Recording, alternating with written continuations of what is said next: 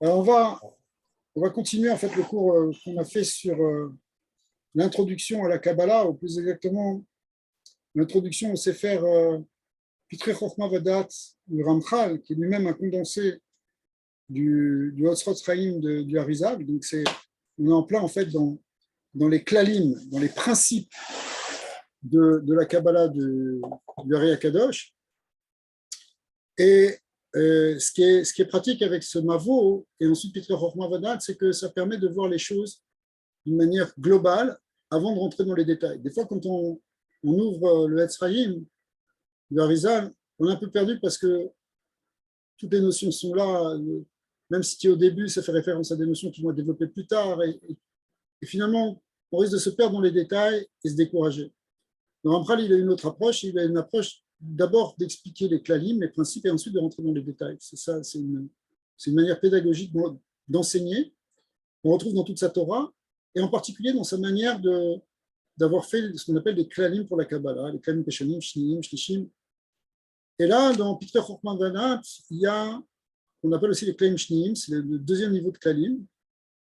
Il a permis d'avoir une certaine vision de tout le Seder Shtalshelut, toute la structure des Olamot, des mondes depuis le Tzimtzum jusqu'au Olam Asiya, d'une manière déjà assez claire, et même avec certains détails déjà. C'est pas, on rentre déjà dans certains détails, mais ce sont encore des grands principes. Après ça, on peut rentrer dans d'autres sfarim.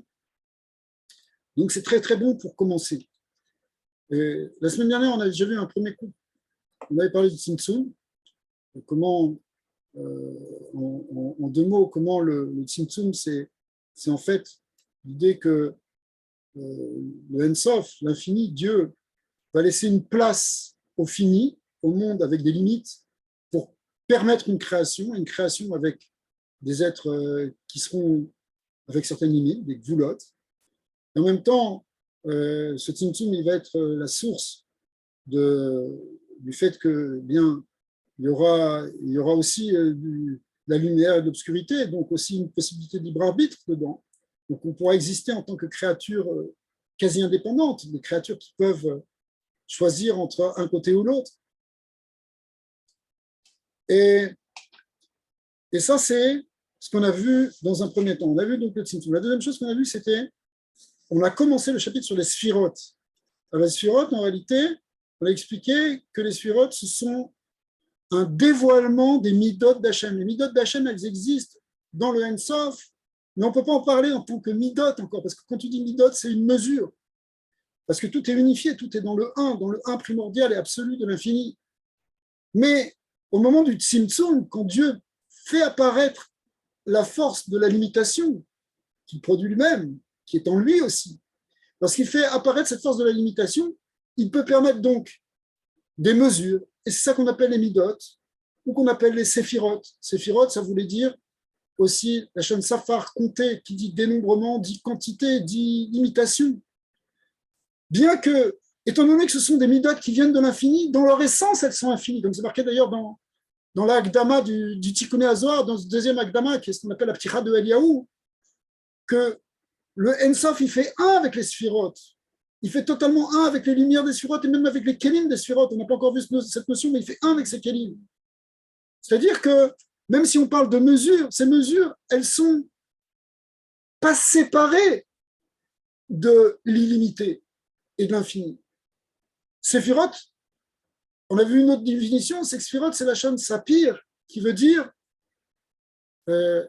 éclairé comme un diamant, un saphir qui est une pierre précieuse qui fait rayonner la lumière.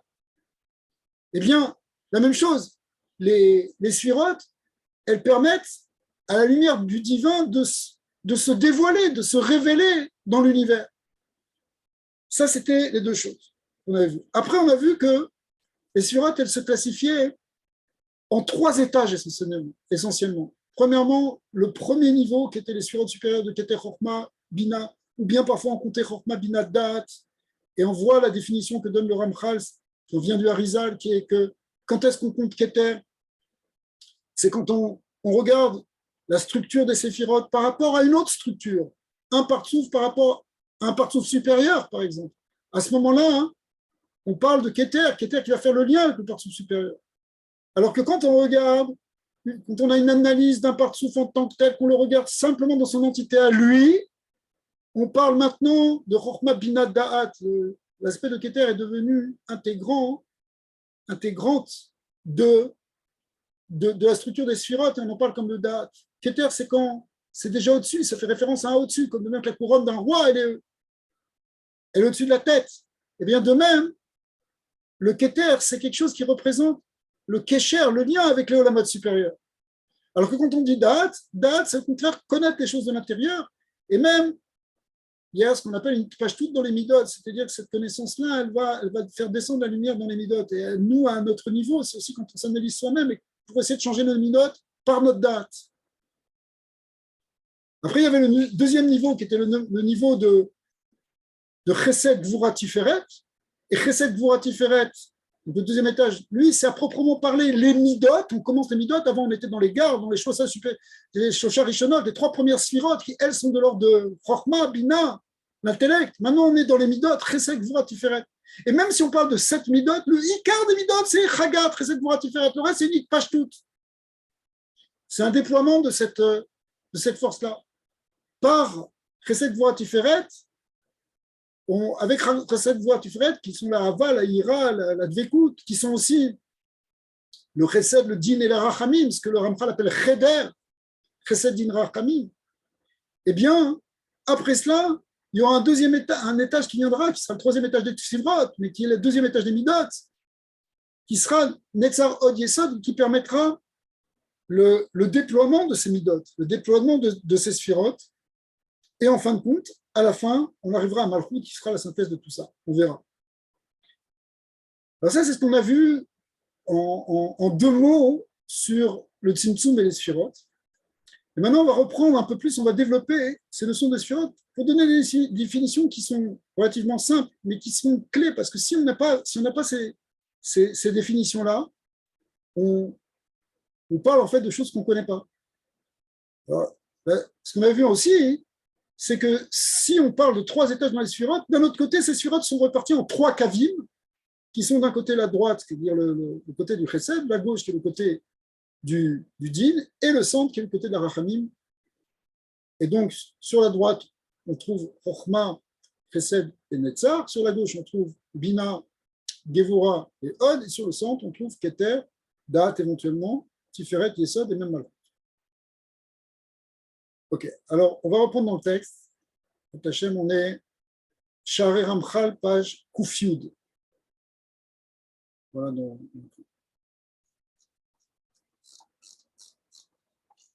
Ok, Koufioud, c'est là. C'est ce qu'on a vu sur les Sphirot. On a vu donc Keter Chokhmah Bina, et on a vu comment s'installer quand il y a le Da'at, et aussi après sur le lien de Chesed, donc on peut passer directement à Koufioud. On était au Lamot, non? Ok, on va reprendre ici. On va reprendre Netzar Od Yesod. On est là. Netzar Od Yesod, Naï, El Ma'avirot ou Mitamot Avur Abriot et Anagat Cheder. En réalité, c'est quoi la fonction de Nei ou Naï de Netzar Od Yesod? C'est de faire passer le Cheder, c'est-à-dire ces midot, l'équilibre entre Chesed, Din et Rachamim. Il faut pas qu'elle soit simplement dans l'absolu, dans le divin. Ça, c'est Chesed, Din, ça, c'est Chesed, Gvura, Tiferet. Maintenant, il faut l'adapter aux créatures. C'est comme si je te dis, tu es Chesed. Toi, tu es Chesed. Mais ton Chesed, tu as un Chesed extraordinaire, c'est magnifique. Mais ton Chesed, il faut que tu l'adaptes à la créature. Si tu commences à donner manger de la viande à un bébé parce que tu es Chesed, tu vas dire non, c'est bon, c'est plein de protéines. Mais le bébé, il ne peut pas manger ça, c'est pas adapté à lui. Alors, c'est quoi ton Chesed? Ton Chesed, c'est pour toi. Pour toi, c'est bon que tu manges de la viande. Mais il faut que tu l'adaptes à la créature, il faut que tu l'adaptes à l'enfant ici. Et donc, il faut qu'il y ait une force qui fasse une adaptation du du chesed. Et ça va s'appeler Netzar. Ouais. Ensuite, même chose pour Od, même chose pour Yesod. Donc c'est Ma'avirot ou Mitamot Avour Abriot et Anagat Cheder. Mishum Shekol Od Shelo Ishlimu Bnei Adam et Melechet Tikkun Maasehem. En Haolam Yachol La'amod Bemidat Chesed Shorashi. Tant qu'on n'a pas fait vraiment le tikkun, par exemple, dans l'exemple de l'enfant, il est très juste. Tant que l'enfant n'a pas encore grandi, ne lui donne pas à manger de la viande. Ah, seulement quand il sera capable, là, tu pourras lui donner. Ben, c'est pareil, tant que la création, elle n'est pas prête, elle ne peut pas recevoir le chesed. Il faut une adaptation du chesed, et ça, c'est ça. Même chose pour la gvura d'Hachem, c'est très importante. Mais il faut qu'elle soit adaptée en fonction des créatures. Tant que les créatures ne sont pas arrivées au bon niveau, il faut que ça passe par Hod. Et même chose pour Tiferet et Yesod. On ne peut pas supporter tellement de tort. On ne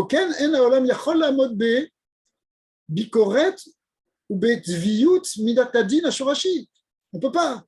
Comment tu peux supporter le niveau du din tel qu'il est en haut? Pour un miut. On ne peut pas supporter la dureté à ce point, la punition à ce point. Même chose aussi. Tiferet, c'est un super équilibre. Mais est-ce qu'on est à ce niveau? Donc, tant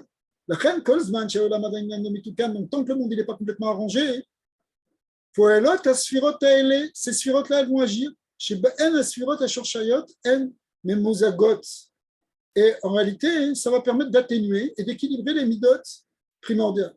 Surat Netzer, c'est quoi? C'est Chesed Sheishbon Migvan Adin. Alors là, le Chidouch, il est comme ça. C'est qu'en fait, Netzer, c'est pas du Chesed pur. C'est du Chesed dans lequel il y a un petit peu de din. Et c'est ça qui l'atténue, c'est ça qui le. Comme par exemple, tu veux faire Chesed, mais tu ne donnes pas tout à l'enfant. Tu ne donnes pas tout ce qu'il faut. Donc tu mets une certaine voura, tu mets une certaine limite, un certain simtsum dans ta manière de donner. Ça s'appelle Netzer. Mimena Nimshechet Anagat Sadik Beralo. Au niveau de l'univers, c'est ça qui fait qu'il y a ce qu'on appelle Sadik Beralo. C'est-à-dire, Hachem Yibar Bechazdo pourrait allo Averotav Beolamazé Kede les Akot Leolamaba. Une des manières d'expliquer Sadik Beralo, il y en a d'autres évidemment, à Pirasudut aussi, c'est de dire, la manière la plus classique, c'est de dire que le Tzadik, Hachem, il fait du chesed parce que c'est un Tzadik, il mérite. Mais d'un autre côté, il veut le nettoyer, il veut le faire grandir, il veut lui enlever un certain nombre de choses.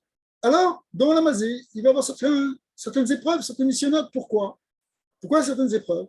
En réalité, ce rat apparent, en réalité, il est un petit peu de din dans le chesed, mais c'est pour le bien aussi.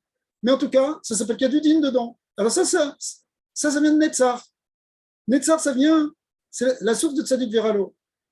Sinon, si c'était pur chesed, ce serait chesed vetovlo. Tzadik vetovlo, pas Tzadik Veralo. Tzadik Veralo, c'est qu'il y a un petit peu de din. Pourquoi? C'est aussi pour un bien, messieurs, ultimement. Mais c'est parce que, pour l'instant, on ne peut pas recevoir complètement le tov. On ne peut pas être complètement au niveau de la naga de Sfirat Chesed. Même chose pour Sfirat Od, Din Sheshbo, Mikvan Chesed. C'est quoi le Od? En fait, c'est de la Gvora, mais dans lequel il y a une certaine dose de Chesed qui vient atténuer. Mimena Nimshechet Naga Racha Vetovlo. Et là, ça va faire le contraire, ça va être Racha Vetovlo. C'est en puni, mais quand même, on lui donne un peu parce qu'il a du mérite. Donc ces mérites, ils ne sont pas perdus parce que même s'il y a le din qui normalement devrait accuser, devrait être dur, malgré tout, il y a une certaine atténuation qui vient par le mérite et qui entraîne un certain chesed. Donc c'est un chesed qui va diluer le din. Et là, mouche les mot, l'oba olamazé, mais on va lui donner effectivement dans olamazé. Même chose pour alors, qu'est-ce qu'on dit sur Yesod? Sur Yesod, Mikret, Gambidat, Kol, comme on a vu dans les Hachem, Agdula, avec Voa, avec Tiferet, Vanetza, Veod, qui Chol, Bashamaim. Kol, Bashamaim, ça fait référence, Kol, Bashamaim, le Kol, qui est la synthèse, ça fait référence à Yesod, comme on sait aussi dans les Drushim, du Harizal, que Kol, ça fait 50 en Gematria, et 50, ça représente les Chamisha Chassadim, ou les Chamisha Gvurot, qui sont Nichlalim dans la Sfirat Yesod. Les 5, comme elles font chacune, elles ont 10 fois en elles, ça fait 5 fois 10, ça fait 50. Mais Yesod, il fait la synthèse, c'est juste une parenthèse qu'on entend dire, la synthèse des 5 sphirot précédentes, les Chesed, Gvura, Tiferet, Netzar, Od, qui se totalisent, qui se réunissent et se totalisent toutes dans la sphira de Yesod. C'est pour ça qu'on l'appelle Kol. On l'appelle aussi Kol Bashamayim Vaaretz parce qu'elle va relier Shamayim Vaaretz, c'est-à-dire elle va relier Tiferet et Malchut. C'est ça la fonction de Yesod. Alors maintenant, revenons à notre explication. Sfirat Yesod nikret gam midat Kol qui y merakezet et Kol apeulot chez la keshet arechava chez la midot miketse avec ketse. En fait, elle fait la totalisation, elle fait la synthèse de toutes les couleurs, c'est-à-dire toutes les midot, et c'est ce qu'on vient de dire, les midot précédentes. D'un bout à l'autre, un peu comme l'arc-en-ciel qui réunit toutes les couleurs du rouge au violet. Pourquoi? Et après cela, c'est quoi la fonction de Yesod? C'est que maintenant qu'elle a fait la synthèse de toutes ces couleurs, de toutes ces forces, elle peut les redonner au Mekabelim, c'est-à-dire elle peut les faire passer à la Malchut, qui va être le Shoresh des Mekabelim, le Shoresh des créatures. La racine des créatures, elle se trouve dans la séphira de Malchut, même si on dit parfois que quelqu'un a un shoresh de Neshama qui se trouve au-delà de la Malchut, eh bien, malgré tout, sa Neshama, elle s'enracine dans la Malchut. Et donc, quand le Yesod, il donne à la séphira de Malchut, il fait passer le Shefa des Midot précédentes dans Malchut, en réalité, ça va permettre de faire descendre cet influx parmi les créatures, ce qu'on appelle les Mekabelim. Donc reprenons, donc qu'est-ce qu'il fait? Il fait passer la Vir et Hashefa Ve'ashpat et la Tartonim à Mekabelim, elle suit à Asirit Malchut. Betour, Merakez, Omedet, Sfirat Yesod Be'emsa. Le fait que la Sfirat de Yesod, elle va réunir et concentrer toutes les midot précédentes, elle se trouve donc au centre. Mitarat, les Sfirat Netzar Od, elles se trouvent en dessous de Netzar Od, ça fait Netzar Od et Yesod en dessous. Shen Mavirot, Alea et Anagot Cheder. Et c'est elles qui font passer du Anaga de Cheder. Sfirazu, Ia Yesod chez le Binyan à Anaga. Cette sphira, en fait, ça va être le fondement, la base de toute la construction de la Anaga. Dieu il va diriger le monde. En réalité, c'est un peu comme une construction. Il faut qu'il y ait une fondation. La fondation, ça va être cette sphira-là. Parce que cette sphira, c'est elle qui a un aspect de toutes les anagotes. Comme elle inclut toutes les anagotes, elle peut gérer l'équilibre de toutes ces anagotes, de toutes ces directions, de toutes ces forces. Et en gérant ces anagotes-là, eh bien, ça va permettre en réalité à toutes ces anagotes de pouvoir fonctionner. Donc, c'est la base de toute la construction. Qui materet à anagato yidbarar, il est ashpia et la tartonie. Et effectivement, ça se rejoint dans quoi? On le retrouve dans Yesod. Parce que l'essentiel, en réalité, pourquoi Hachem crée le monde et dirige le monde? C'est pour donner aux êtres d'en bas. Elle cla la shefa chez la sphirot, pour leur produire, leur procurer, ben, en fait, toutes les sphirotes. La reine Aliyah Omed, Kola Binyan chez la sphirot. C'est pour ça que tient sur ça la construction de toutes les sphirotes, Betour Mivtsa et Mataratan. Donc, en réalité, maintenant, les sphirotes, elles sont, grâce à cela, elles vont pouvoir obtenir leur finalité. C'est-à-dire quoi? Netinata Shefa, Telamekabelim, c'est-à-dire ça va passer par Yesod pour le fait que les sphirotes sont là pour donner un Shefa, le Shefa Tresel, le Shefa Gvura, etc. En réalité, il faut que ça passe par le filtre de Yesod qui va répartir de manière équilibrée, qui va donner l'équilibre pour faire descendre ça dans la Malchut. Donc, toutes les sphirotes, elles trouvent leur sens, elles trouvent leur finalité grâce à Yesod, puisque c'est Yesod qui fait passer le monde, qui les fait passer, qui leur permet d'arriver à leur fin. Alors, une des terminaisons qui permet une des manières d'appeler Yesod, on l'appelle Nikret Gam Tzadik. Tzadik Yesod Olam. Tzadik, c'est le fondement du monde. Qui est Tzadik ou Amashpia, Ve'ala Va'ala Imobel. En réalité, c'est le Tzadik. Et ici, le Tzadik, c'est le Yesod. Elle fait descendre le Shefa et le monde repose là-dessus. Enfin, on arrive à la Sfirat Malchut. Donc, ça, c'est la suite du pasuk Lecha Hashem HaMemlacha, c'est-à-dire le gouvernement, la royauté. La Malchut, c'est la royauté, c'est-à-dire, en fait, le pouvoir, ce par quoi Dieu va réellement diriger les hommes et toutes les créatures. Mutsevet mitachat les sfirat yesod. Malchut se trouve sous Yesod. Pourquoi? Qui met Kabadat Mimena, parce qu'elle reçoit de Yesod, donc elle se trouve en dessous. Le fait qu'une sphira se trouve en dessous d'une autre représente le fait qu'elle reçoit l'influx qui vient d'en haut. Ça ne veut pas dire qu'elle ne peut pas avoir un effet de retour. On verra une notion aussi de hors roser, c'est-à-dire que le bas va renvoyer quelque chose en haut. Mais essentiellement, le fait d'être en bas, ça donne une position de Mekabel, d'être celui qui reçoit. Imekabelet et kol hashefa kedé les mamesh aliado bepoel bebria. En fait, Malchut, elle reçoit tout le chef pour ensuite le concrétiser dans la création. Et de concrétiser quoi? Et tachlit anagato idbar, en fait, ce qui va se concrétiser, c'est de manière bepoel, eh bien, c'est la anagad Hashem, la direction divine. La direction qui était contenue dans Shel Tesha Sfirot El Shel Nema. Là, en fait, dans les 9 Sfirot, ce n'est pas simplement les 5 Sfirot, mais même toutes les Sfirot qu'il y a au-dessus. Et donc, les 9 Sfirot, elles vont toutes se projeter maintenant, elles vont toutes se déverser par le Yesod, à travers Yesod, parce que ça passe par le Yesod, mais en tout cas, elles vont toutes se déverser maintenant dans la Malchut. Chez Me'aleya, Gilouy Malchuto Yisboreh. Vezet Tsarir la Asot Be'ikar Alidé Tartonim. Ça, c'est quelque chose qu'on doit faire essentiellement grâce au Tartonim, parce que comme nous, on est lié avec la Malchut, alors ça va devenir notre avodan. C'est qui les Tartonim? C'est les Bnei Adam. Chen Firat Malchut, Yashuresh la Briot. C'est pour ça que Malchut, c'est comme on l'a dit tout à l'heure, la racine des Beriot, des créatures. Ve'i Mashgiach Alea, Mashgicha Alea. Elle est aussi la source de la providence divine. C'est elle, la Malchut, qui crée ce qu'on appelle la Ashgacha. Ashgacha, ça vient de Sfirat Malchut. Pourquoi? Parce que dans l'Ashgacha, il y a justement toutes les forces qui sont là. Umanigatam, les filles, Madrigat, Kabbalatam, et Malchut Yitbara.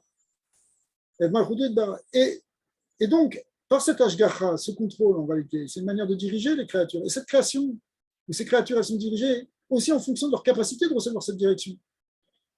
C'est ce qu'on appelle la Kabbalah de la Malchut. Est-ce qu'on accepte Dieu comme justement le pouvoir, comme le roi, comme celui qui dirige? Ce qu'on fait à Rosh Hashanah d'être Mamni Hashem sans arrêt, c'est pour retrouver cette connexion et cette perception de l'Ashgacha d'Hashem. L'Ashgacha, c'est lui, c'est toi qui as le pouvoir, c'est toi qui as le contrôle. Si on lui tourne le dos, c'est pas que Hachem ne nous dirige pas, mais ce qu'on n'en perçoit pas, c'est que ça devient plus difficile. Alors on va croire après que tout vient par le hasard, parce qu'on ne regarde pas. On se ferme les yeux à la Malchut d'Hachem. On ne veut pas voir que c'est lui la Malchut divine qui dirige. C'est pour ça que, après avoir passé un an, il faut qu'on se réveille un peu à Rosh Hashanah et à Kippour, et même à pendant Elul, pour à nouveau être Mamni Hachem, pour pouvoir retrouver cette connexion à la Sfirat Malchut. Et en réalité, c'est réellement pour notre bien, parce que cette Sfirat Malchut, c'est le chorage de notre Neshama. C'est-à-dire, en fait, c'est reconnecter en même temps à notre source profonde, à notre source divine. C'est rattacher notre âme à son chorage, donc qui s'accavode dans la Malchut. Ibichinat Ashrina, c'est ce qu'on appelle la Shrina, Ashokhenet Betor Israël. Il y a Kesher Beinam et Ben Akadosh Baruch Hu. En réalité, la Shrina, c'est donc le lien qui nous unit avec Dieu. C'est par la Malchut, c'est par la Ashgacha, c'est par la Dvekut, c'est par la Pshitout, le Bitoul, Kabbalat Ol, qui fait que on peut reconnecter avec Dieu. Et ça, on laisse une place à la Shrina. C'est ça la fonction d'Israël, c'est de donner la Shrina dans ce monde. Et pour ça, il faut faire cette avoda. Alors, il va donner un machal qui est très connu dans la Kabbalah, qui est le machal d'un binyan comme une construction d'une maison. Même chez les ta'alir, chez le binyan abayit. Donc, il y a un processus pour construire une maison. Tu ne construis pas une maison en un instant. Il y a toute une ishtalchelut d'événements et de choses, en particulier d'abord de penser, jusqu'à arriver à l'action et jusqu'à arriver à la concrétisation. Barishona, Olé Adam Ratson Livnot et Baït les Matarat Mesuyamit. Donc, en tout premier, eh bien, il doit y avoir d'abord un désir, ce qu'on appelle un ratson. Tu veux une maison, tu n'auras pas de maison si tu n'as pas d'abord un désir d'habiter, tu n'as pas un désir d'avoir un toit, tu n'as pas un désir de construire quelque chose.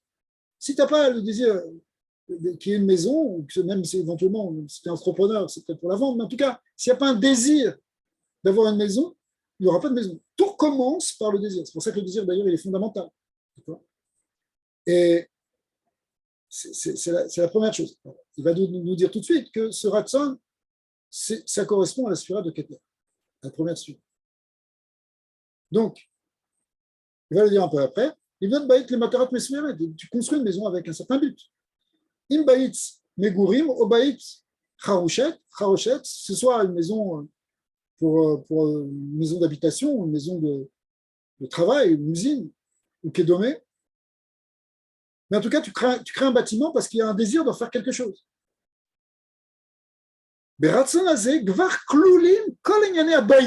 En réalité, dans ce désir premier, il y a déjà toute la maison qui est là. Toi, tu veux ta maison. C'est-à-dire que tout ce qui va se retrouver à la fin, c'est-à-dire la maison concrète, celle où un jour tu vas rentrer dedans et t'asseoir à table, eh bien, c'était contenu dans ce désir premier. Zou i bechinat keter. Ce ratson premier de la construction, c'est ce qu'on appelle Séphira de Keter, la première sphère. Oui.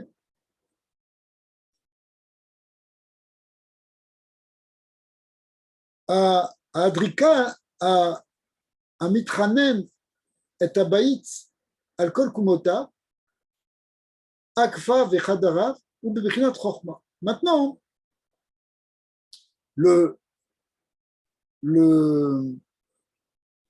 l'architecte qui va dessiner en réalité la maison, qui va la concevoir, il va dire, bon, tu veux faire une maison comme ça, c'est pour une telle famille, alors il faut que tu aies tant de chambres et une salle de bain ou 2 salles de bain et 2 étages. Tout ça, hein, ce travail d'architecture, cette conception de la maison, ça va correspondre à la deuxième sira qui est Chochma. Maintenant, le Mehamdes, c'est-à-dire le contremaître, celui qui va commencer déjà à penser plus dans les détails, plus dans la technique des choses. Lui, il va regarder chaque détail. C'est là qu'il va falloir faire passer les tuyaux, c'est là qu'il faudra mettre les câbles dans cette partie-là du mur, etc. Ça, c'est plus le travail de l'architecte déjà, c'est le travail du contremaître. Ça correspond, par exemple, Sugia, Chomarim, quelle matière tu vas mettre? Est-ce qu'il faut mettre du béton? Est-ce que tu vas mettre autre chose? Leur quantité, comme OTM, mais il va falloir acheter des planches de bois. Ou Bina. Eh bien, ça, ce côté déjà plus de rentrer dans les détails, ça c'est Sfirat Bina. Vous voyez la différence entre Chochma et Bina? Chochma, c'est le dessin global. Bina, c'est déjà les détails de ce dessin. Bina, elle amène le prat par rapport à Chochma qui est un clave. Rayen, Bot, Midot, Abitsua. Après cela, on va rentrer dans les 7 midot qui sont en dessous, les sphirot, qui vont être ce qui va permettre la construction. Shen b'machan anal, ba'ale melachim shonim. Les sphirot, on pourrait les comparer aux différents corps de métier qui vont permettre la construction de ce bâtiment. Chez aussi, mais à Shaled, il y a ceux qui vont faire la structure. Il va falloir aussi installer un plancher, etc., etc. Alors, tous ces corps de métier, toutes ces parties maintenant, c'est pas la même. Tu vas amener un plombier, tu vas amener un électricien, tu vas mettre un spécialiste du plâtre, etc. Eh bien, ça correspond. Pourquoi on a plein? Ça correspond aux sphirot qui sont multiples. C'est Chesed, Gvura, Tiferet, Netzar, Od, Yesod. Ce qu'on appelle aussi sphirot à Binyan. Pourquoi Binyan? Parce que elles ont servi dans la création du monde. Vous savez que les 6 jours de la création, il y a le 7e, c'est le Shabbat, qui va correspondre à Malchut, mais 6 jours de la création, qu'on appelle Shisha Yeme Abinyan, le Binyan de la Briata Olam, eh bien, elles correspondent à ces 6 jours de la création correspondent évidemment aux 6 sphirot de Chesed, Gvura, Tiferet, Netzar, Od, Yesod. Donc, ce qu'on appelle sphirot à Binyan. Anirtnas, elle a baït la gourbeau. Maintenant, dernier état, c'est quand tu rentres dans la maison. Tu rentres pour t'asseoir, pour profiter de ta maison, les jtamesh bekol cherbo, utiliser cette maison. Beitam les matarat à binyan. En réalité, tu es en train d'atteindre le but là. C'était ça le but. Tu n'as pas créé une maison pour te fatiguer. Tu as créé une maison pour que quelqu'un y habite. quand quelqu'un y habite, quand quelqu'un rentre dedans, quelqu'un l'utilise, eh bien, tu arrives au but, ce qu'on appelle la matarat abinyan, la finalité, le sens de cette construction. Évidemment, vous avez compris, ça correspond à la dernière sphira, qui est la sphira de Malchut. Amekabelet et Shefa, Bitisha Sphirot, donc elle reçoit le Shefa des 9 Sphirot. Parce que si ton plombier n'a pas bien mis de tuyau, eh bien, tu ne vas pas profiter de ton robinet. Et si l'électricité n'a pas été bien connectée, eh bien, il manque quelque chose. Donc, en fait, l'utilisation concrète de la Malchut, elle est liée avec toutes les Sphirot qui précèdent. Si l'architecte il a fait une petite erreur de calcul et que ton mur n'est pas perpendiculaire, alors ça crée un problème dans l'édifice. Donc, la Malchut, qui est la concrétisation des choses, elle est en contact, elle est en relation avec les 9 Sphirot précédentes. Elle est même le chibour, parce que pour que l'utilisation de la maison elle soit adéquate et parfaite, il faut que toutes les 9 choses qu'on a mentionnées au-dessus, eh bien, elles aient été bien réalisées. C'est-à-dire Keter jusqu'à Malchut, à Rosh Imasov. Mais en réalité, quand on dit que, sauf Maaseh de Marshavatrila, quand on a dit qu'on arrive à la fin, en fait, on arrive à la fin de quoi? On arrive à la fin de ce qu'on avait prévu au départ, du désir premier. C'est-à-dire que dans la Malchut, quand tu l'utilises, finalement, se réalise le projet qui était dans Keter, le désir premier qui était dans Keter. Et donc, ça crée ce qu'on appelle un ribour Keter Malchut. Il y a une unification entre la Recha et la Sofa, à Rosh Imasov.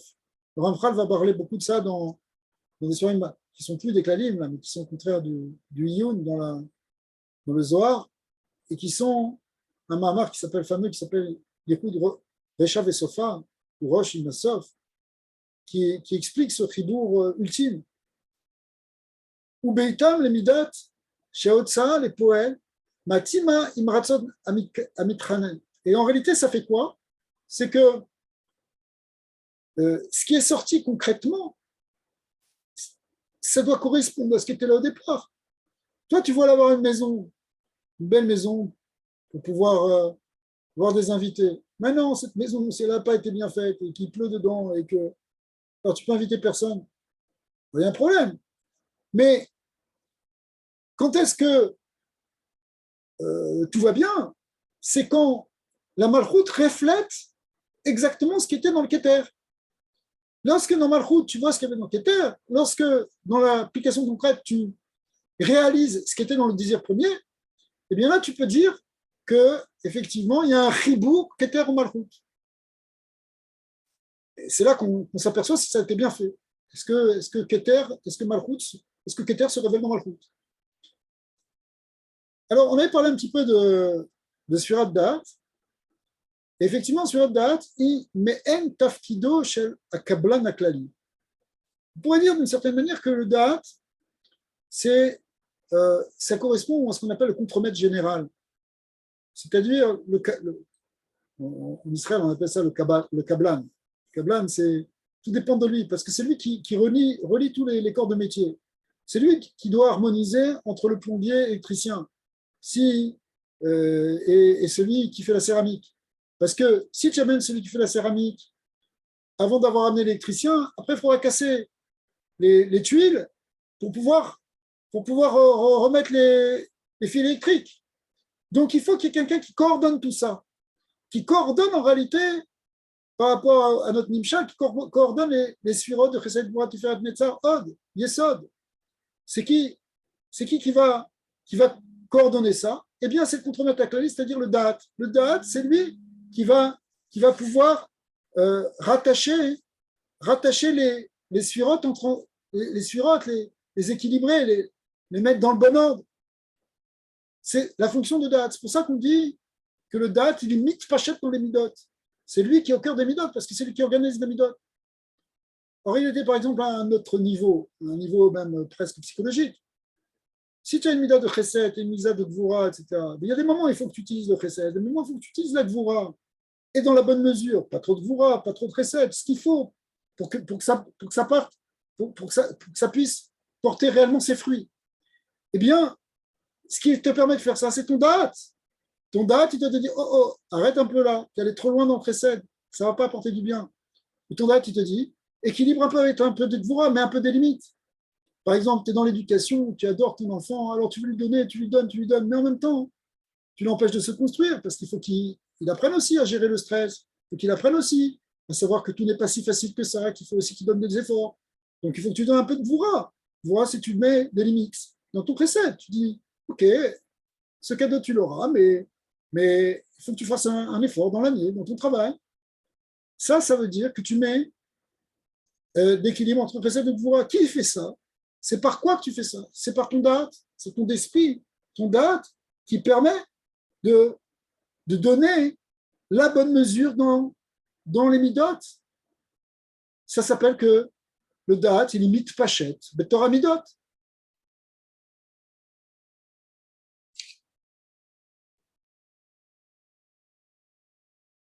Donc, dans le machal, c'était le kablan aklali, le contremaître général, qui a noté nos les balais à melacha, c'est lui qui donne en fait les ordres aux différents ouvriers, aux différents corps de travail.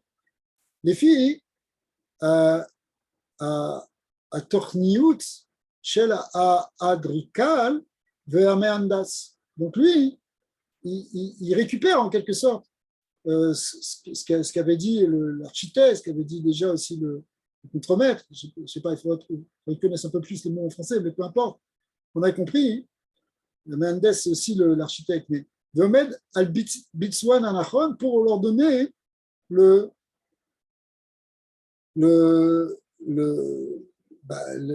l'ordre et la bonne mesure. Ok. Donc ça, c'est le Da'at qui fait ça. Donc le Da'at, si vous voulez, il reprend ce qu'il y avait dans Chokhmah Bina, puisque ici, ça représente Chokhmah Bina. Donc il reprend ce qu'il y a dans Chokhmah Bina pour pouvoir gérer les midot.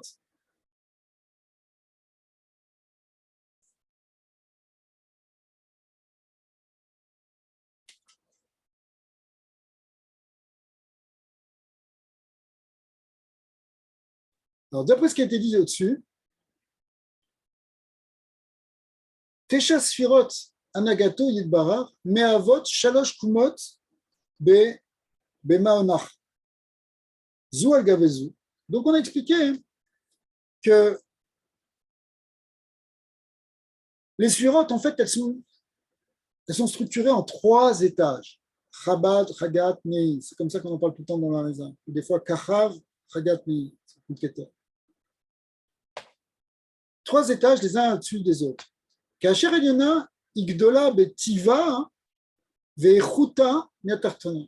Évidemment, plus tu es dans un étage élevé, plus c'est élevé, plus c'est grand, plus la qualité, plus le tov il est grand.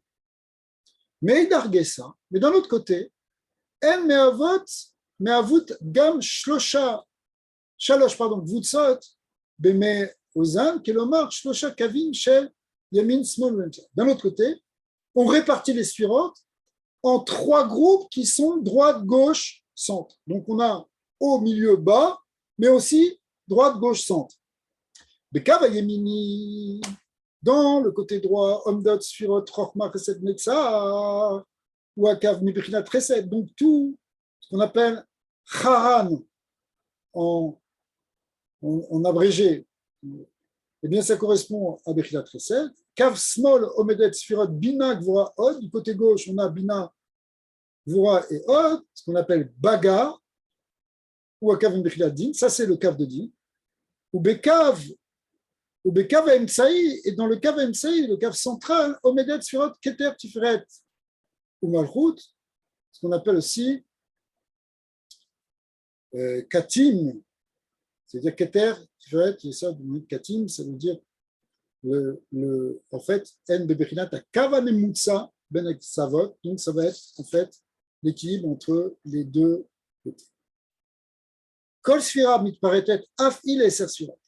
Dernier point, c'est que les sphirotes elles-mêmes, elles se séparent en 10 sphirotes qui gagnent Keter Shebek Keter, Bina Shebek Keter, etc. Donc dans Keter, tu as les 10 sphirotes, de Keter jusqu'à Malchut 2 Keter, même chose pour Chokhmah, même chose pour Bina, etc. Vechenala. Kacher Idbar על מערכות שונות של 10 ספירות בעולמות שונים ופרצופים שונים, אין הכוונה על 10 ספירות אחרות ושונות, אלא מדובר באותן 10 ספירות מדרגות שונות מבחינת שונות. En réalité, on va parfois parler de plusieurs groupes de sphirot, plusieurs parsoufim. Il faut savoir que c'est toujours les mêmes sphirot, toujours les mêmes parsoufim, mais en fait dans des degrés différents. Cette petite précision elle est importante parce que c'est pas qu'on parle de choses qui sont radicalement différentes. Le Rachash, il a beaucoup insisté là-dessus. C'est-à-dire que il explique clairement, mais en ramenant des passages de Harizal, que quand tu parles par exemple de Zeir Anpin, qui est un partsouf, ou de Abba et Ima, qui sont des partsoufs, tu vas dire qu'il y a 10 sphirotes dedans. En réalité, les 10 sphirotes de Abba ou de Ima ou de Za, elles sont identiques. Simplement, elles sont dans des degrés différents, elles sont dans un niveau différent, elles sont dans un partsouf différent, mais c'est les mêmes en fait. C'est les mêmes, mais à un degré différent. Pour donner un exemple, Abba, ça veut dire papa, ça veut dire père. Ima, ça veut dire mère. Za, ça peut vouloir dire aussi fils. Tu prends la vie d'un homme. Un homme, il peut être à la fois le fils de ses parents et en même temps le père de ses enfants. Donc, quand il est le fils de ses parents, il est considéré comme un fils. Quand il est père, il est considéré comme un père. Mais en réalité, c'est la même personne. Ce n'est pas deux gens différents, ce n'est pas deux personnes différentes. C'est à un moment. Ces 10 sphirotes, ces 10 forces, elles sont dans sa avoda, dans son travail de père, ou elles peuvent être dans son travail de fils. Mais en réalité, ce sont les mêmes sphirotes, c'est les mêmes forces. C'est pour ça que, carrément dans la Torah du Harizal, une chose pourra prendre la place d'une autre. Ce qui était, par exemple, Zeir Anpin, par rapport à Ima, si on regarde par rapport à une autre structure, il pourrait être considéré peut-être comme Hari Rampin, comme le grand visage par rapport à des mondes d'en dessous. Parce que c'est comme la même personne qui joue plusieurs rôles. Par rapport à tes parents qui sont au-dessus, tu es comme un fils. Par rapport à tes enfants qui sont au-dessus, tu es comme un père. Mais en réalité, à un moment, on va t'appeler père, à un moment, on va t'appeler fils. Et ça, c'est quelque chose sur lequel il faut méditer. Mais c'est une grande clé de compréhension de toute la structure des sphirotes. Parce qu'en fait, les 10 sphirotes, et même si on rentre dans les détails de 10 sphirotes dans 10 sphirotes, on rentre dans les détails de Partsufim, etc., malgré tout, tout ça, ça représente l'unité. Donc, tout se retrouve dans tout et tout est toujours là. Parce que c'est toujours les mêmes midotes, sauf que ces midotes, elles s'expriment différemment suivant tes pères, suivant tes fils. Elles n'auront pas la même chose à faire en tant que père ou en tant que fils, mais ce seront les mêmes midotes. Un père, il doit être récède avec son fils. Mais un fils aussi doit être récède avec son père. Un père, il doit avoir une certaine gvoura vis-à-vis de son fils. Mais un fils aussi, il doit avoir une certaine rigueur sur lui-même, une ira, pour recevoir de son père. Donc, les midotes, c'est les mêmes, mais elles vont être utilisées de manière différente. Donc, à chaque fois qu'on parlera de Partsufim, en réalité, c'est toujours les mêmes surotes, mais dans une fonction, dans une utilisation qui diffère. Alors, après avoir vu la notion de surote, on peut parler aussi de olamot. Olamot, ça veut dire des mondes. En réalité, quand il y a un groupe d'anagotes, un ensemble, comme on vient de dire, par exemple, un ensemble de Chesed, Vurat, Fer, Netzar, etc., de 10 sphirotes, chaque fois qu'on prend un groupe, un ensemble de sphirotes, ça s'appelle Olam. Qu'est-ce que s'appelle un monde? On ne parle pas simplement de monde physique ici, on parle de tous les mondes spirituels, les mondes de Hatzilut, les mondes supérieurs, etc. En réalité, Alpi Kabbalah, c'est quoi un monde? C'est un groupe de sphirotes, c'est un groupe de forces, c'est un groupe de anagotes. Anagotav Yitbarach, Amish Takefot, ou Mufalot, Bemishurim, Shonim, Beofanim Shonim. En réalité, c'est un groupe de sphirotes, donc de anagotes, de manière de diriger le monde, qui vont s'orienter, qui vont fonctionner dans une direction, dans une manière particulière. Et à chaque fois que c'est une manière particulière, ça s'appelle un monde. Il y en a plusieurs manières, ça s'appelle plusieurs mondes. Kegon, Bemishor Haolam Agashmi. Prenons par exemple bien, la structure du monde physique. Olamat, Anu Mufalim, Kol hanogotov bedarkei olamenu. En réalité, le monde physique, c'est le monde qui nous correspond, c'est celui dans lequel on évolue. Et on va percevoir les midot et les anagot d'Hachem qui vont fonctionner selon un certain derer, qui est le derer de ce monde. Les midot, elles ne vont pas fonctionner de la même manière dans le Lama Asiya que dans le monde d'Isira, ou dans le monde de Bria, ou dans le monde de Hatzilut. Même si, encore une fois, on a dit c'est les mêmes midot, comme on a donné l'explication dans l'histoire du Père et du Fils. Ici, dans le monde physique, ça veut dire c'est les midot telles qu'elles s'expriment dans les darkei chomer, dans les voies de la matière. Sfirat chesed, mitgale, beshefa, ou bracha, gashmi. Par exemple, tu parles de chesed. Chesed, eh bien, ça va correspondre dans le monde physique, ça va correspondre à quelque chose de concret, une bracha gashmi. Je veux le chesed d'Hachem, je veux que ça se concrétise. On veut un chesed qui soit un tov, un iglev et un mourgash, quelque chose qui soit perçu et qui soit ressenti dans le monde physique. C'est ça le chesed qu'on veut dedans. C'est pas un chesed abstrait de Hatzilut. On veut un chesed de Gashmiut. Veilou isfirat din mitgale betzimtsum hashefa gashmi. Inversement, si on veut regarder le contraire de chesed, c'est-à-dire gvura, eh bien c'est une limitation dans le shefa gashmi. À l'idée, Marsov, regarde, alors ce manque qu'il peut y avoir dans l'influx et dans la bracha matérielle, ça peut amener même puisque c'est un voile, puisque c'est un manque, ça peut manquer, ça peut amener un manque, un guiron, même un défaut, quelque chose qui va être réellement un manque. Baolam arouchani, donc ça c'est dans le monde matériel. Maintenant, dans le monde spirituel, ça va être la même chose, mais adapté au monde spirituel. Baolam arouchani, midbatot otam anagot vedere rouchanit, pardon. Donc, à un niveau spirituel, eh bien, ces sphirot, ces midot, elles vont s'exprimer de manière spirituelle. Shefa rouchani, otzimtsum rouchaniyut. Ou bien ça va être un shefa de spiritualité, ou bien ça va être une imitation spirituelle. Oulam, allanu lachashov sheyesh kan rak olam rouchani echad. Attention, on parle de spirituel, mais il te dit, ne crois pas qu'il y a un seul monde spirituel. Qui fiche chez les damés la nous mitour. Mabatenu à Mougbal. Si on regarde le regard limité physique, on va dire, non, on a dans la matière, après il y a le monde spirituel. Mais attention, c'est pas comme ça, il y a une grande structure, il y a beaucoup de olamot. Et là, il y a Yeshkan olamot ruchanim rabim shonim. En réalité, il y a énormément de monde spirituel. Zélion lisait, yoter meir ve yoter zaf. En réalité, chaque monde, à chaque fois que tu dis que tu montes d'un niveau, le monde qui est au-dessus, il est plus lumineux, il est plus pur, il est plus clair, il est plus subtil, il est plus raffiné. Plus un monde il est élevé, bien les êtres qui sont dedans, ils sont de plus en plus élevés. Nous, on est dans un corps matériel qui est avegas, qui est épais et lourd. Mais les anges de Asiya, ils ont un corps subtil. Et ceux de Yetzira, un corps qui est encore plus subtil. Un corps de lumière. Et ceux de Bria, encore plus. Et même quand on arrive dans les Hatzilut, c'est encore plus. Békar, Mitralkin, Lamot, les Arba. En réalité, il y a plein de mondes, mais grosso modo, il y a 4 niveaux. On appelle premièrement notre monde Olamenu, c'est-à-dire Olam Asiya, le monde de la construction et de l'action, le monde physique. Quand on dit le monde physique, en réalité, c'est pas simplement le monde physique. Parce que c'est Klulim, Bo, Anivraim, Achomraim, Veshorchem, Aruchanim.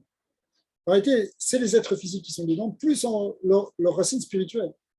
Asarim, Améminin, Aléem, par exemple, les anges tutélaires des nations, les anges qui dirigent les choses de Olamazé, les anges qui font grandir les herbes, par exemple, tel que c'est marqué dans le Talmud qu'à chaque brin d'herbe, il y a un ange qui est responsable et qui lui dit et qui le fait grandir. Toutes ces forces-là, qui sont des forces spirituelles, elles font partie du Olam Asiya. Le Olam Asiya, ce n'est pas simplement la Gashmiut. La Gashmiut, c'est que la partie inférieure du Olam Asiya, ce qu'on appelle des fois dans certains svarim, Malchut et Malchut Asiya. Mais à l'ave, au-dessus, c'est Olam Yitzira. Les Malamino Olam Abriya. Les Gamal Gamayem, le Gamayem Olam Hatzilut, ce qu'on appelle en abrégé Abiya, on retiendra ce terme.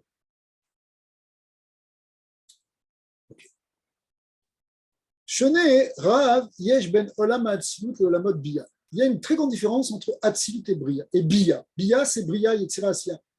Pourquoi? Parce que, un, il est un monde divin, c'est l'Olam Hatzilut, c'est un monde de Sphirot. Et l'autre, Bia, c'est un monde de créature.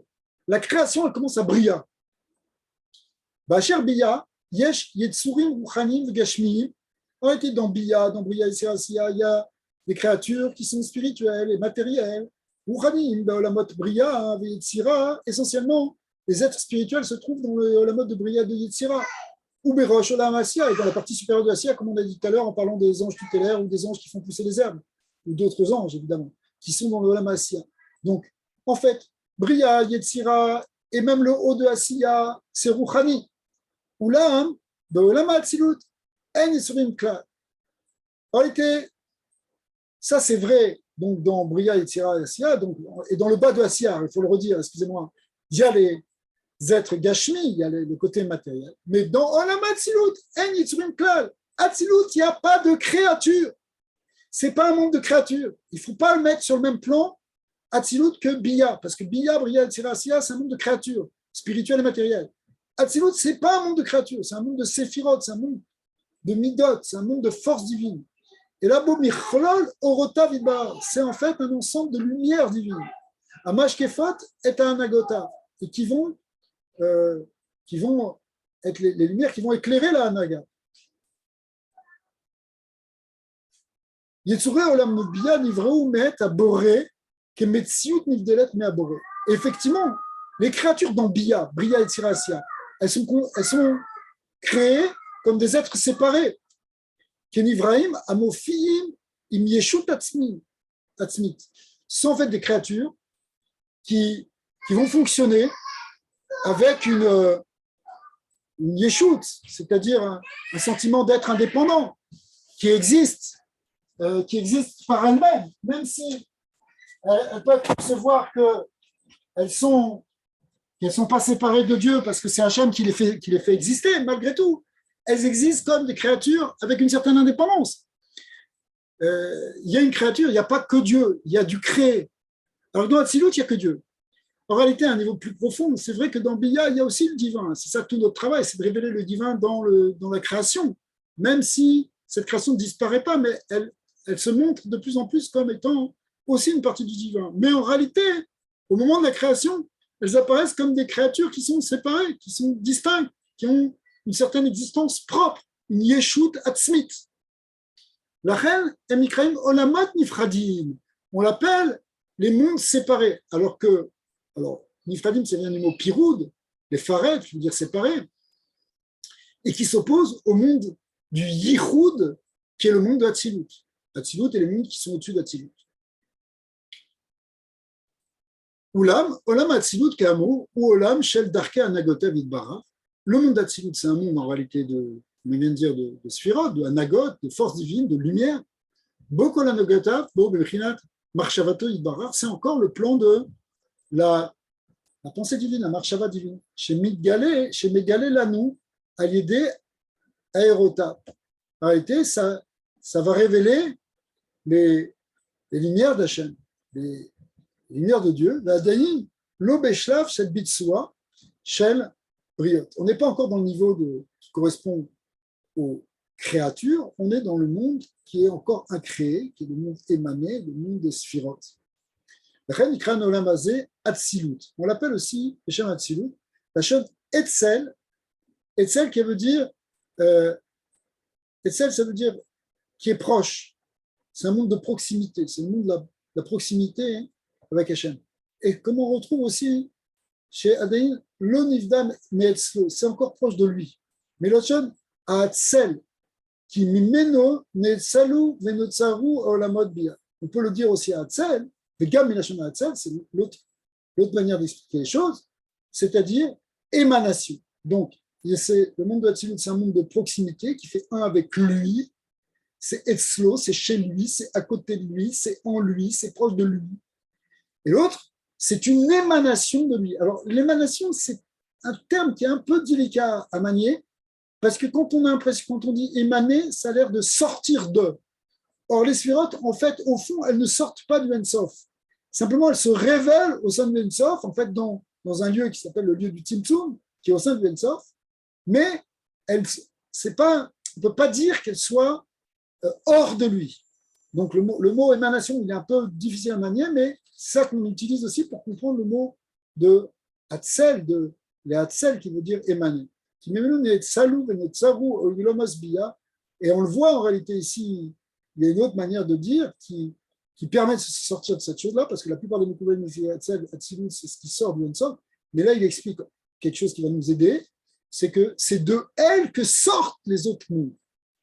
Donc on ne peut pas dire que Hatzilut c'est Hatzilut parce que ça sort du Ensof, ce qui est vrai aussi, même si on sait que ça ne sort pas vraiment fondamentalement parce que ça reste en lui, mais en tout cas ça sort au sens où ça apparaît à partir de lui. Mais aussi on peut dire que c'est une Hatzilut parce que de là vont être émanés les autres mondes. Mais ça pose un autre problème quand on dit comme ça, c'est que les autres mondes ne sont pas réellement une émanation, ils sont une création. Donc ça c'est pour jouer un peu sur les mots, mais on comprend que Hatzilut, en tout cas, c'est un monde qui est proche de Dieu et qui est une révélation de ses lumières. Donc, Zéou Olam Rouchani Taor, en réalité, c'est un monde purement spirituel et qui est pur. Asher min Orota al Sidrehem, Vegavnehem, donc en réalité, c'est un monde de lumière qui vont être organisés, qui vont dans un seder, dont les couleurs vont s'orienter. L'homme dit Manu, les couleurs, c'est-à-dire les qualités de ces lumières. L'homme dit Manu, et kol des Rachavidbar. À partir de là, on peut connaître eh bien, les voies divines. C'est en comprenant les 10 sphirotes d'Atsilut et leurs ramifications et leurs subdivisions, on appelle les partsoufim, on va comprendre la Hanaga d'Hachem dans le Shorash. En Ibrahim, Chazou derer maré anevoa. En réalité, les Ibrahim, eux, ils ont vu par derer de maré anevoa, par la vision prophétique, et Aorot Amavikim. Chez Zivam Ishtakef Benishmotem. En réalité, c'est expliqué dans Kalar Pitre Chokma en détail enfin en détail, c'est déjà assez détaillé, que comment fonctionne le processus de Nevoa. La prophétie, en réalité, c'est que le prophète qui est arrivé dans un niveau de Kedusha énorme et de pureté énorme, en réalité, il visionne dans son âme, il visionne par une vision spirituelle évidemment, dans son âme, une espèce de projection des sphirotes qui se projettent en lui. Comme lui, il a tellement raffiné sa personne qu'il est réellement à l'image de Dieu, alors les séphirotes peuvent se manifester en lui. Et il a une vision des sphirotes au travers de sa propre neshama. Et en ayant une vision des sphirotes, et il a une vision des anagot. Donc c'est pour ça que le prophète peut dire, voilà, Dieu va faire ci, il va faire ça. Pourquoi ? Parce qu'il a compris quelle anaga divine est en train de se jouer, puisque c'est ça qui se révèle maintenant au niveau de ses méchants. Pirchoum Lanou, Benouveauté. Après ça, il va l'expliquer, il va la traduire par des images. Des images, par exemple, il va donner une image d'une marmite, il va donner une image d'un lion, il va donner des images qui sont utilisées dans la prophétie pour nous traduire ses forces. Nous voyons Bechokmat Haemet. Et maintenant, la clé pour comprendre justement ces prophéties, ces images, eh bien, ça va être la Chokmat Haemet, ça va être ça le sujet de la Kabbalah. הכלל הוא שכל מה שיש בעולם אחד חוזר ונשנה בעולם שמתחתיו. En fait, tout ce que tu trouves dans un monde, ça va se reproduire, ça va se répéter dans le monde qui suit, dans le monde en dessous.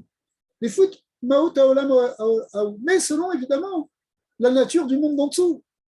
Ce que tu vas comprendre dans Hatzilut, tu vas le retrouver d'Isphirot aussi dans Bria, mais au niveau de Bria. Ou Mishachel, ou Meoilam, Shmeala. En réalité, ça découle du monde qui est au-dessus, mais évidemment, ça s'adapte à un monde qui est le monde qui est en dessous. Donc, tout ce qu'il y a dans le Hatzilut qui permet d'expliquer les drachim, les voies de Dieu, et on va retrouver ça la même chose dans Bria, dans les Tzirat, dans les créatures spirituelles, Anovim et Anagotav, vers Miftsaim, Abevatseim Otam. Donc, on va retrouver donc, c'est anagot qui vont couler maintenant, qui vont se dévoiler à travers ces deux olamot de Yetzira et de Bria. Et puis après, ça va descendre à un niveau Gashmi, Be'olam Asiya, Yitsurim Gashmi, ça va venir dans les créatures physiques. Shigam M, Mushashot Be'anagotam. Elles aussi, elles dépendent, les créatures matérielles, elles aussi dépendent des séphirot. Kigon, Mekabel, les Midata Din, les Midata Rachamim, Be'olam Atzilut, Kamin, Be'olam Yitzira, les Malchedin, Be'rachamim. Donc, Be'makbil, pardon. On peut comparer, on peut mettre en parallèle les midot qu'il y a dans Atzilut, Chesed et Din. Comment ça va se traduire dans Olam Yetzira, par exemple, dans le monde des malachim? Tu vas avoir des malachim de Chesed et des malachim de Din. Parce que, en fait, les malachim de Chesed et les malachim de Din, ça correspond aux sphirot de Chesed et de Din dans le Olam Yetzira. Kaim Olam Yetzira, Olam Din, Barachamim. Olam Asiya, au niveau de Asiya, comment ça va se traduire? Yetsurim Gashmim, Shel Din, Barachamim, ça va être des créatures matérielles de Din et de Rachamim, Yetsurim Amazikim, Yetsurim Amevim, Shefa Ubroch. Ok. Donc en fait, des créatures par exemple qui vont être nocives, qui viendront du Din, elles seront dures. Au contraire, des créatures bonnes qui amèneront la Beracha. Et ça, ce sera ce qu'on verra au niveau du Olam Asiya. Mais en fait, dans Asiya, comme dans Yetzira, comme dans Bria, on retrouve ce qui était d'abord dans le prototype d'Atsilut. Ok, maintenant on va voir. Donc on a vu en fait plusieurs définitions, une définition sur les sphirotes et un peu leur structure, définition sur les olamot qui sont faites, traduction du mot olamot, c'est des structures de séphirotes qui sont adaptées à un niveau. Maintenant on va voir une définition qui est importante pour aborder la Kabbalah, qui est la définition qui, on va le voir rapidement, parce qu'après ce sera repris, évidemment tout ça on va le reprendre largement, on est quand même dans le MAVO, c'est-à-dire dans la présentation globale des différentes notions de la Kabbalah, mais après on va aller voir plus en détail. On va avoir donc une définition qui est très importante, qui est ce qui permet de distinguer entre ce qu'on appelle une séphira, un parsouf, c'est-à-dire une configuration ou un visage, et un concept qui revient souvent, qu'on appelle le Dmut Adam, c'est-à-dire l'image de l'homme. On va voir de quoi on parle, quel homme on parle. L'homme d'en bas, c'est-à-dire nous, on s'appelle Olam Nikra Adam, Nikra Olam Katan. On s'appelle un petit monde. Le mot français s'appelle microcosme. Cosme, c'est-à-dire cosmos, c'est-à-dire monde. Micro, c'est-à-dire petit. Kiou Kolel Betocho, parce que l'homme, en lui, il inclut en lui tous les aspects de l'univers, à son niveau, un niveau microcosmique. Mais au fait, Muktan, ou Merukas, le niveau microcosmique est résumé et synthétisé. On a tout l'univers en nous. C'est comme si on a les 4 olamot en nous, on a toutes les sphirotes en nous. Tout ça, c'est, à notre niveau, on peut retrouver toute la structure. Et kol ma sheyesh be'ilom hagadol, tout ce qu'on retrouve dans le macrocosme, dans le grand monde. Keshem shebechol olam, mishtakefot, kol hanagotav yitbarach, lefi bechinat haolam hahu.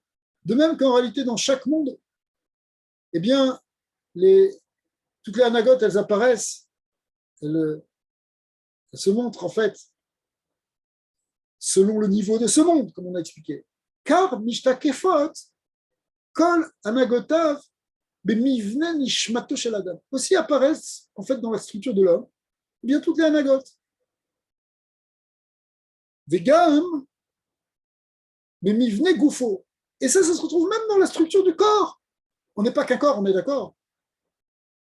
Comme Arizal va expliquer, et que c'est marqué dans la peine vitale, on a une structure de 613 membres physiques, c'est-à-dire en fait 248 organes et 365 vaisseaux qui relient ces organes. Ça, c'est au niveau du corps. On va avoir la même chose au niveau du nefesh. Et même des différents nefashot, des différents degrés de nefesh. Mais même au niveau du corps, il y a déjà toute la structure des 613, il y a la structure de toutes les sphirotes. וגם אם נגופו כגון משום שקיימת השגחת השם יתברך עיני השם, לכן יש לאדם עיניים. Alors là, le fait qu'on retrouve ça dans le corps, c'est parce que le corps, il est à l'image de la structure de l'homme d'en haut, de la structure des sphirotes, des 10 séphirotes. Pourquoi on a des yeux? C'est parce qu'on parle des Ene Hashem, on parle des yeux de Dieu. Mishum shebe anagotav yeshne drachim ikarim. Parce qu'en réalité, dans les anagot, dans la manière de diriger le monde, il y a deux voies essentielles. On appelle chesed et din. Ça, c'est la klalout. La klalout, c'est que quoi? C'est que dans toutes les anagotes, essentiellement, il y a deux forces qui fonctionnent et qu'on va essayer d'unifier, qui sont chesed et din. Et qui correspondent à dit la droite et la gauche. Et c'est pour ça qu'on a deux yeux, c'est pour ça que la plupart des choses, c'est deux. La reine roi vivrait à Adam, et Mpfoulim. On a deux yeux, deux oreilles, deux nez. Pourquoi on n'a qu'une bouche? Ça, c'est une autre question. On a deux bras, on a deux jambes, on a deux parties dans le corps, il y a la partie droite, la partie gauche, etc. Pourquoi? Parce que tout est chesed et din. Yemin ou smal. Ou Asher Marakatouf, c'est ce que la Torah elle-même elle a dit, chez Adam Nivra Begmuto Beketselmo Idbara, Kidmutenu, Betsalmenu Kidmutenu. Dieu, il a été créé à l'image et à l'apparence divine. Dmuto Selmo. Ukiyadwa Nemru Advarim, Alanagotav, Velo Asmuto Idbara. Évidemment, quand on dit qu'on a l'image de Dieu, ce n'est pas l'image de l'essence divine, ça ne veut rien dire, il n'y a pas d'image à ce niveau-là. C'est l'image des anagotes. De même que Dieu, il a dit Sphirot, de même que Dieu, il manifeste Chesed et Din, et bien nous aussi on va retrouver Chesed et Din en nous, y compris même dans notre bouffe, puisque c'est marqué Kidmutenu, c'est Kidmutenu, ça fait référence, on va pas le dire, ça fait référence au gouffre, corps, Betsalmenu, l'image, ça fait représenter, ça, parce que le mot Tselem veut dire image, Mutmut veut dire ressemblance. Et on a été créé, Dieu a créé que c'est Adam Betsalmenu, que l'homme soit fait à notre image, Kidmutenu, comme notre ressemblance. À notre image, ça fait référence à un neshama de l'homme, et notre référence, notre ressemblance, pardon, ça fait référence au corps de l'homme. Donc, l'âme comme le corps, eux-mêmes, sont selon la structure d'un agat divine, c'est-à-dire selon le modèle des 10 sphirotes.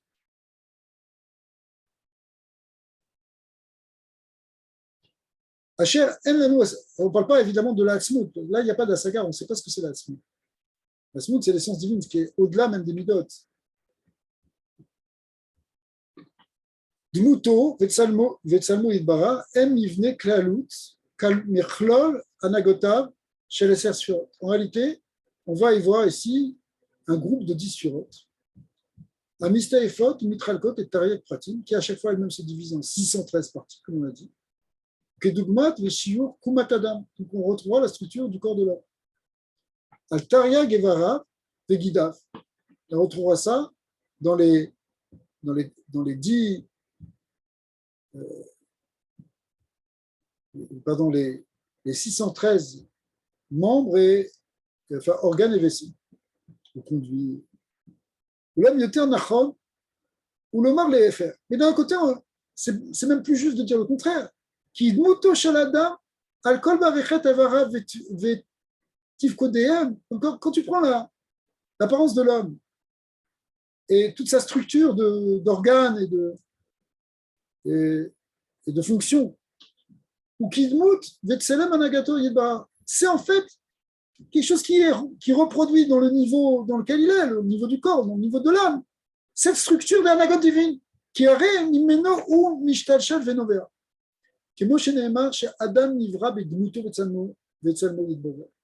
Effectivement, c'est ce qu'on a dit tout à l'heure, il a été créé à l'image, à la ressemblance, à l'image et à la ressemblance. On va finir ce paragraphe sur ça. Efchar le'afrin במיתרחש בנפשו של האדם פנימה, מתוך אהבת פניו. היינו שעל ידי פרצופו ניכר טיבו וטבעו של האדם. En réalité, tu peux comprendre la structure en fonction du visage, par exemple. Suivant comment son visage il est, tu vas voir si la personne elle est en colère, tu vas voir si la personne elle est bienveillante, tu vas voir les midotes au travers du visage. Donc, les midotes, c'est-à-dire les anagotes, elles apparaissent selon une composition qui peut changer, qui peut varier, mais cette composition, justement, comme elle apparaît par un visage, tu montres quelque chose, tu montres un visage, ça veut dire une structure, elle montre un visage, on l'a appelé partsouf. C'est ça qui fait que on va appeler les sphirotes, on va les appeler partsoufim, parce que ça fait référence au visage. Par exemple, on va parler du partsouf du grand visage de Dieu, ou du partsouf du petit visage, Harir et Zéhir. Le partsouf Harir, il montre un visage plein de clémence et de miséricorde. C'est un lieu, c'est un monde qui dévoile les midot harachamim extrêmes de Dieu. Par contre, dans le petit visage, c'est un partsouf, c'est un visage qui montre quelque chose qui est plus équilibré entre chesed et din. C'est ça qu'on verra plus de gvura dans le visage du petit visage. Comme par exemple, on dit que sur la mer, parce qu'ils ont traversé la mer Rouge et qu'il y a eu une nekama qui a été faite contre les Égyptiens, contre les soldats égyptiens, ils ont eu une vision de Dieu comme un soldat avec une barbe noire. Et les Mekoumanim nous disent, le Zohar nous dit que ça correspond, ils ont une vision de ce qu'on appelle Zeir Anpin, du petit visage de Dieu. Parce qu'il y avait de la Gvora, parce qu'il y avait du din, il y avait du chesed, ils ont été sauvés, mais il y avait du din aussi. Par contre, au moment du Har Sinaï, quand ils ont reçu la Torah, ils ont eu une vision d'un homme avec une barbe blanche.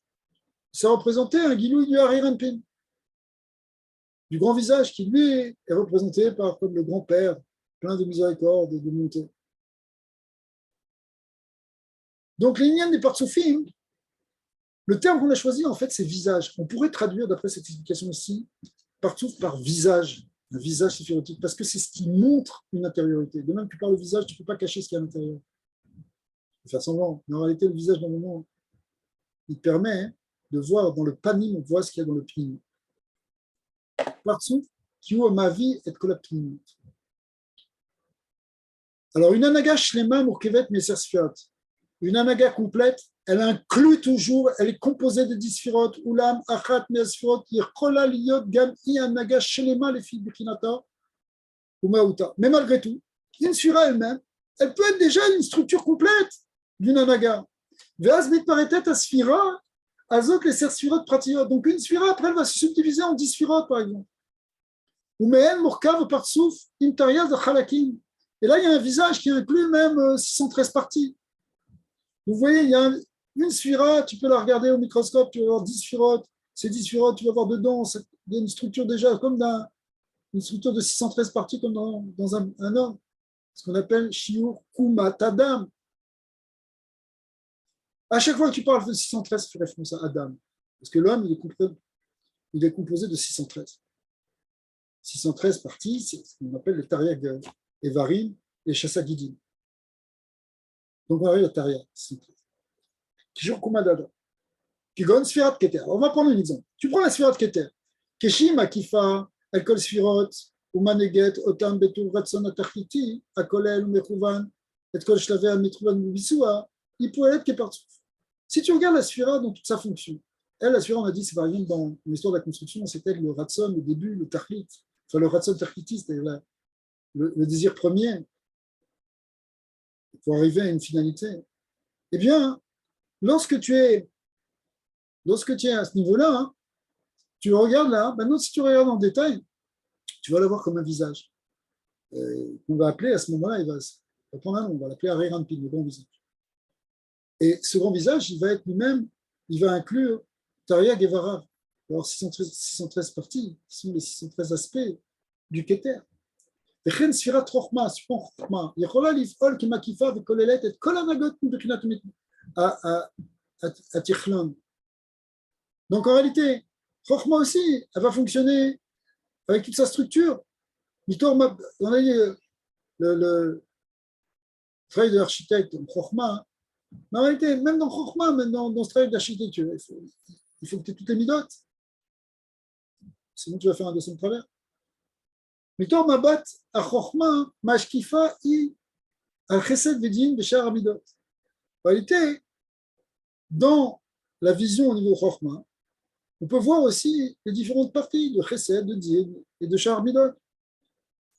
Ou mitranenot otam les fils sibot v'tamei achorma, qui elles vont se structurer selon les tamei achorma, mais bechinat anagot zu me'avot achorma, partsouf Haba. Donc, la chorma qui va être structurée à partir de ces 10 sphirotes, qui sont elles-mêmes 613 parties, etc., eh bien, dans ce cas-là, on parle d'un visage qui s'appelle le visage de Abba. Pour ça, quand on parlera de Partsoufim, on parlera de Abba Veima, on va parler de Chorma Obina. Donc, kol ivrei praté de Mout Adam. Vechen, kol asfirot et echirot, qui m'ont chez les voir les kamam, on verra après les différentes Partsoufim. Donc, il peut s'agir. De rire, de plaisir, etc. Ok, voilà pour aujourd'hui. Nous, c'est la chaîne demain, on va faire un peu la suite. Et une fois qu'on aura fini tout cet akdama, qui est sûrement pour certains une révision facile mais néanmoins bénéfique, eh bien, on pourra, Bezat Hashem, après rentrer plus dans le texte.